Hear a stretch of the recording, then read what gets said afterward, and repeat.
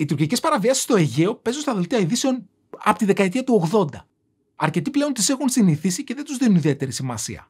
Άλλοι πάλι ανησυχούν μήπως γίνει και κανένας πόλεμος. Όμως, ξέρει κανείς ποιος είναι ο πραγματικός λόγος που γίνονται οι παραβιάσεις? Θα εκπλαγείς. Πάμε να δούμε. Πριν κάνω αυτό το βίντεο για τον πραγματικό λόγο των παραβιάσεων, και εγώ ο ίδιος και οι συνεργάτες μου ρωτήσαμε αρκετό κόσμο. Ακαδημαϊκούς, ανώτερους στρατιωτικούς, ακόμη και αναλυτές που γράφουν στον τύπο όλη την ώρα για τα ελληνοτουρκικά. Οι απαντήσεις τους ήταν τα ίδια και τα ίδια που ακούμε μια ζωή στην τηλεόραση. Καμία όμως δεν φάνηκε να έχει απτή βάση. Καταρχάς, μας έδωσαν τη συνήθεια εξήγηση της αμφισβήτησης. Ότι δηλαδή με το να πετάνε οι Τούρκοι πάνω από ελληνικές περιοχές, τις αμφισβητούν. Μα αν πραγματικά θες να αμφισβητήσεις κάτι, πετάς απλώς από πάνω. Γιατί τότε δεν κάνουν το ίδιο και τα πολιτικά τους αεροσκάφη, τα οποία ζητούν κανονικά άδεια κάθε φορά που εισέρχονται στο FIR Αθηνών? Και πες πως όντως υπήρχε ένα σκεπτικό αμφισβήτησης με τη χρήση του εθνικού δικαίου. Σε ποιο δικαστήριο θα πήγαιναν να το καταθέσουν? Στο Διεθνές Δικαστήριο της Χάγης, που ούτε καν αναγνωρίζουν τη δικαιοδοσία του? Γενικά δεν αμφισβητείς και πολύ κάτι με το να πετάς από πάνω. Είναι σαν να θες να αμφισβητήσεις ότι η Μαρίτσα τα έχει τώρα πια με τον Πέτρο, με το να περνάς κάθε βράδυ έξω από το σπίτι της. Δεν στέκει. Ο δεύτερος άκυρος λόγος που ακούσαμε ήταν κατασκοπία και αεροφωτογραφίες. Ούτε αυτό στέκει. Όχι γιατί δεν υφίστανται κατασκοπία και αεροφωτογραφίες, απλώς ξέρουμε ότι δεν είναι ο στόχος αυτών των υπερπτήσεων. Άλλωστε, οι περισσότερες παραβιάσεις γίνονται πάνω από θαλάσσιο χώρο, όπου οι μόνες φωτογραφίες που μπορεί να τραβήξεις είναι κάνα δελφίνι ή να κατασκοπεύσεις το πολύ πολύ κάνα κατσίκι που βοσκάει πάνω σε καμιά βραχονισίδα. Ο άλλος λόγος που μας έδωσαν ήταν η πρόκληση φθοράς. Ότι δηλαδή οι Τούρκοι, παραβιάζοντας τον εναέριο χώρο μας, κάνουν την ελληνική αεροπορία να κινητοποιείται διαρκώς, προκαλώντας της φθορά και έξοδα. Μα πώς? Η Ελλάδα μόνο και μόνο που έχει την Τουρκία ως γείτονα, ποτέ δεν τσιγκουνεύτηκε να πληρώσει για εξοπλισμούς. Ακόμα και μέσα στην κρίση, σε ολόκληρο το ΝΑΤΟ, ήταν δεύτερη σε ποσοστό αμυντικών δαπανών, πίσω μόνο από τη ΣΥΠΑ. Ένας ακόμη λόγος που ακούσαμε ήταν ότι οι παραβιάσεις αποτελούν μέρος μιας κλιμάκωσης με σκοπό να αποπροσανατολίσει την κοινή γνώμη από άλλα εσωτερικά προβλήματα, κυρίως οικονομικής φύσεως. Φυσικά και γίνεται αυτό και στην Ελλάδα και στην Τουρκία και παντού στον πλανήτη. Όμως οι τουρκικές παραβιάσεις συνεχίζουν ακόμα και σε περιόδους που δεν είναι απαραίτητος ένας τέτοιος αντιπερισπασμός. Βασικά, τα τελευταία 30 χρόνια συμβαίνουν σε τέτοιο σημείο ρουτίνας, που αν για κάνα 2 μέρες δεν γινόταν καμία παραβίαση, είμαι σίγουρος πως οι πιλότοι μας θα τηλεφωνούσαν στους δικούς τους και θα τους ρωτούσαν: τι έγινε, ρε παιδιά, είστε όλοι καλά? Σίγουρα, γιατί δεν ήρθατε και ανησυχήσαμε. Ούτε η σκόπιμη κλιμάκωση λοιπόν φαίνεται να είναι ο κύριος λόγος. Τέλος, κάποιοι μας είπαν και την άποψη ότι οι παραβιάσεις δεν έχουν και καμία ιδιαίτερη σημασία, απλώς εμείς τις χρησιμοποιούμε για να εκθέτουμε διπλωματικά την Τουρκία. Τα μαχητικά, λέει, πετούν με τέτοιες ασύλληπτες ταχύτητες που λιγάκι να του φύγει του χειριστή μπορεί να βρεθεί από το Τσανάκα, λέει, στο Αγρίνιο. Ναι, μόνο που το λιγάκι να του φύγει τα τελευταία χρόνια τυχαίνει μόνο στο Αιγαίο, στην Ουκρανία και στην Ταϊβάν. Πουθενά άλλου στον πλανήτη. Οπότε, πάμε τώρα να εξηγήσουμε τον πραγματικό λόγο. Ο λόγος που η Άγκυρα επιλέγει να εκτελεί υπερπτήσεις έχει να κάνει με στρατηγική αντιπαράθεσης. Από τη θεωρία παιχνίων, γνωρίζουμε ότι όταν υπάρχει οποιοδήποτε είδους διαμάχη μεταξύ δύο πλευρών, τον κύριο ρόλο δεν τον παίζει ποτέ η δύναμη ισχύως του κάθε αντιπάλου, αλλά η πρόσβαση στην πληροφορία. Το πόσο μεγάλη σημασία έχει η πληροφορία σε αντιπαραθέσεις είναι κάτι που γενικά οι περισσότεροι εύκολα αποδέχονται, σπανίως όμως κατανοούν στην πλήρη του διάσταση. Οπότε, επιτρέψτε μου να το εξηγήσω με ένα παράδειγμα που χρησιμοποιώ όταν διδάσκω διαπραγματεύσεις. Φαντάσου ότι κάποιος σε απειλεί με ένα πιστόλι, ενώ εσύ κρατάς μόνο ένα μαχαίρι. Όπως καταλαβαίνεις, βρίσκεσαι σε μειονεκτική θέση και πιθανότατα δεν θα σου βγει σε καλό η αντιπαράθεση. Σκέψου όμως τώρα πόσο δραστικά αλλάζει αυτό το σενάριο, αν γνωρίζεις με σιγουριά πως το όπλο του αντιπάλου σου είναι άδειο. Τώρα εκείνος είναι σε μειονεκτική θέση και αν κινηθείς προς το μέρος του με το μαχαίρι, λογικά θα το βάλεις στα πόδια. Η πληροφορία και μόνο αλλάζει την ισορροπία. Όχι το γεγονός ότι το όπλο είναι άδειο, η πληροφορία. Αν το όπλο εξακολουθούσε να είναι άδειο, αλλά εσύ δεν το ήξερες, πάλι ο αντίπαλος σου θα είχε το πάνω χέρι. Ας το πάμε όμως ένα ακόμα βήμα πιο πέρα. Πες πως ξέρεις όντως ότι το όπλο είναι άδειο, αλλά αυτός που το κρατά δεν το γνωρίζει. Τώρα όχι μόνο έχεις το πλεονέκτημα, τώρα ο αντίπαλος σου νομίζει ότι σε έχει, οπότε δεν θα τρέξει να σου ξεφύγει και αυτό μπορεί να του κοστίσει πολύ ακριβά.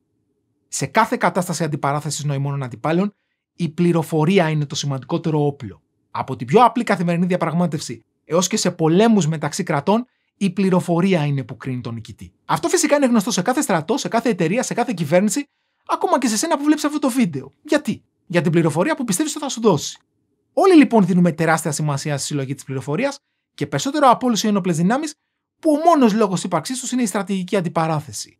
Είναι λογικό λοιπόν που η συλλογή και η αξιολόγηση πληροφοριών είναι η νευραλγικότερη λειτουργία κάθε στρατού. Χωρίς αυτή, η οπλική του ισχύ θα ήταν κυριολεκτικά άχρηστη. Όπως όμως είδαμε και στο παράδειγμα με το άδειο όπλο, δεν έχει σημασία μόνο τι γνωρίζει η δική σου πλευρά. Αυτό που κρίνει το αποτέλεσμα είναι το τι ξέρεις εσύ σε σχέση με το τι ξέρει ο αντίπαλος. Έτσι λοιπόν, κάθε στρατηγικός παίχτης δεν ενδιαφέρεται μόνο να συλλέγει πληροφορία, αλλά και να διαφθείρει την πληροφορία του αντιπάλου. Εδώ όμως έρχεται στο προσκήνιο η πολύ παράξενη μονόδρομη φύση της πληροφορίας. Όταν μια χώρα αγοράσει μια παραπάνω φρεγάτα, ας πούμε, η ισορροπία της στρατιωτικής ισχύως βελτιώνεται για αυτή. Υπάρχει όμως τρόπος να επανέλθει εκεί που βρισκόταν πριν, αν η φρεγάτα βουλιάξει ή αν ο αντίπαλος αγοράσει κι αυτός μια ίδια. Μια υλική κίνηση που αλλάζει την απόλυτη στρατιωτική ισχύ μιας χώρας, λοιπόν, μπορεί να αναστραφεί ή να ισοφαριστεί. Κάποια πληροφορία όμως που εξασφάλισε ο αντίπαλος σου για σένα, ούτε να την ισοφαρίσεις μπορείς, ούτε να την πάρεις πίσω.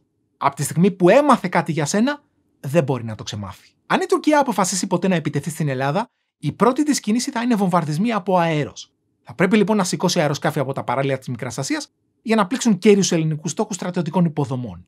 Με την τεχνολογία που διαθέτει σήμερα η Ελλάδα όμως, θα είμαστε σε θέση να γνωρίζουμε ότι τα αεροσκάφη έρχονται προς το μέρος μας σχεδόν άμα την απογείωσή τους. Αυτό δίνει στην Ελλάδα πολύτιμο χρόνο αντίδρασης, στον οποίο θα μπορούσε να μετακινήσει τους στόχους ή ακόμη και να αποτρέψει εντελώς τους βομβαρδισμούς. Η πληροφορία τρέχει πολύ πιο γρήγορα από τα αεροσκάφη και κάνει τη διαφορά, και από τη στιγμή που τα ελληνικά ραντάρ την έχουν καταγράψει, οι Τούρκοι ούτε να την ισοφαρίσουν μπορούν, ούτε να την πάρουν πίσω. Ή μήπως μπορούν. Οι αποστολές παραβίασης σε σχεδόν καθημερινή βάση είναι μία μέθοδος που σκοπεύει στο να διαφθείρει στρατηγικά την πληροφορία. Φαντάσου ότι οι Τούρκοι δεν είχαν κάνει ποτέ στην ιστορία παραβίαση και ξαφνικά ένα πρωί ένας μήνος οπλισμένων μαχητικών απογειώνεται με κατεύθυνση ελληνικούς στόχους. Αυτό για την ελληνική πλευρά θα συνεπαγόταν κόκκινο συναγερμό. Όχι μόνο αναχέτηση, στρατόπεδα θα άδειαζαν, μονάδες τεθωρακισμένων θα αναπτύσσονταν, αεροπορικές βολές θα ρίχνονταν και οι ελληνικές δυνάμεις θα κινούνταν σε θέσεις για τα αποδοτικά χτυπήματα. Δεν γίνεται όμως αυτό να το κάνεις κάθε μέρα για δεκαετίες. Με τις συχνές παραβιάσεις, οι Τούρκοι καταφέρνουν να διαφθείρουν στρατηγικά την πληροφορία. Η ελληνική πλευρά δεν μπορεί να γνωρίζει αν μια εξόρμηση τουρκικών μαχητικών είναι η συνηθισμένη ρουτίνα παραβίασης και υποχώρησης ή πρόκειται για μια πραγματική επίθεση μέχρι κάποιος Τούρκος πιλότος να πατήσει το κόκκινο κουμπάκι. Έτσι, οι Τούρκοι καταφέρνουν κατά κάποιο τρόπο να πάρουν πίσω τη χρησιμότητα της πληροφορίας που παρέχουν στην Ελλάδα τα ραντάρ της, στερώντας μας πολύτιμο χρόνο αντίδρασης σε περίπτωση εισβολής. Αυτός είναι λοιπόν ο πραγματικός λόγος που επιμένουν στην πρακτική των παραβιάσεων για δεκαετίες και θα συνεχίσουν να επιμένουν. Η στρατηγική της διαφθοράς πληροφοριών δεν έχει μόνο στρατιωτική εφαρμογή, συναντάται και σε πολλά άλλα πεδία. Οι εταιρείες τεχνολογίας, για παράδειγμα, που επιθυμούν άκρα μυστικότητα κατά την ανάπτυξη νέων προϊόντων, τη χρησιμοποιούν για να καταπολεμήσουν τις διαρροές στον τύπο. Διαρρέουν επίτηδες πολλά πλαστά πρωτότυπα, ώστε αν ποτέ βγει προς τα έξω σωστή πληροφορία, αυτή να πνιγεί μέσα στην πληθώρα των λανθασμένων. Το ίδιο κάνει κάθε κυβέρνηση στην Ελλάδα όταν διασπείρει ψεύτικες φήμες για πρόορες εκλογές με σκοπό να ευνηδιάσει την αντιπολίτευση όταν τελικά της προκηρύξει. Ή το βλέπουμε στην ασφάλεια πολύ ψηλών προσώπων, όπου συχνά ο πραγματικός στόχος κρύβεται μέσα σε ένα πλήθος από σωσίες και πολλά άλλα παραδείγματα από το χώρο των επενδύσεων, το hacking υπολογιστών, ακόμη και στο ποδόσφαιρο, όταν ο προπονητής σηκώνει το μισό πάγκο για να κάνει ζέσταμα, για να μην καταλάβει ο αντίπαλος ποιον σκοπεύει να βάλει αλλαγή. Αν βρείτε και άλλα παραδείγματα δικά σας, γράψτε μου κάτω στα σχόλια. Πίσω στις παραβιάσεις όμως, όπως φαντάζομαι διαπιστώνετε κι εσείς, οι τουρκικές υπερεπτήσεις δεν είναι αμεληταίο πρόβλημα. Μαρτυρούν ενεργά εχθρική διάθεση από την Τουρκία προς τη χώρα μας και συνεπάγονται υπαρκτό κίνδυνο προς την ειρήνη στην περιοχή.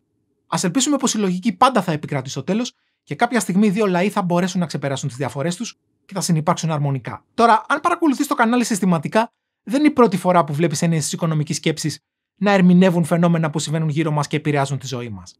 Αν όμως βρέθηκες στο Greekonomics για πρώτη φορά, ρίξε μια ματιά στο κανάλι και ίσως τα βίντεο που θα βρεις να αλλάξουν την αντίληψή σου για το πόσο όμορφη επιστήμη είναι η οικονομική και πόσο σε αφορούν τα θέματα που καλύπτουμε. Είμαι ο Κοσμός Μαρινάκης, διδάσκω οικονομική επιστήμη στο Πανεπιστήμιο της Σιγκαπούρης και αυτά ήταν τα δεδομένα των τουρκικών παραβιάσεων. Τα συμπεράσματα, όπως πάντα, πρέπει να είναι δικά σου. Τα λέμε στο επόμενο.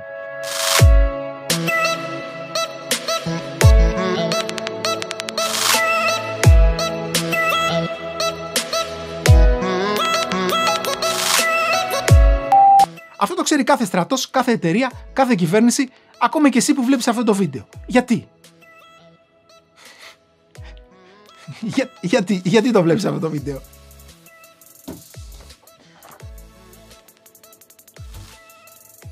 Για την πληροφορία που θέλεις να λάβεις. Φαντάσου ότι είσαι απέναντι σε κάποιον που κρατάει ένα πιστόλι, ενώ εσύ έχεις μόνο ένα μαχαίρι. Όπως καταλαβαίνεις, Μήπως μπορούν να το καταλάβουν και χωρίς χειρονομίες. Αυτό για την ελληνική πλευρά θα συνεπάγονταν πολεμικό συναγερμό. Όχι μόνο αναχέτηση, στρατόπεδα θα άδειαζαν, εξωγήινοι θα κατέβαιναν, πυρηνικές βόμβες θα έπεφταν, διαγαλαξιακός πόλεμος θα γινόταν, αντιαεροπορικές βολές. Το ίδιο κάνει και κάθε κυβέρνηση στην Ελλάδα όταν διασπείρει ψεύτικες φήμες για πρόωρες εκλογές με σκοπό να ευνηδιάσει την αντιπολίτευση όταν τελικά τις προκηρύξει. Ή το βλέπουμε στην ασφάλεια πολύ υψηλών προσώπων, όπου να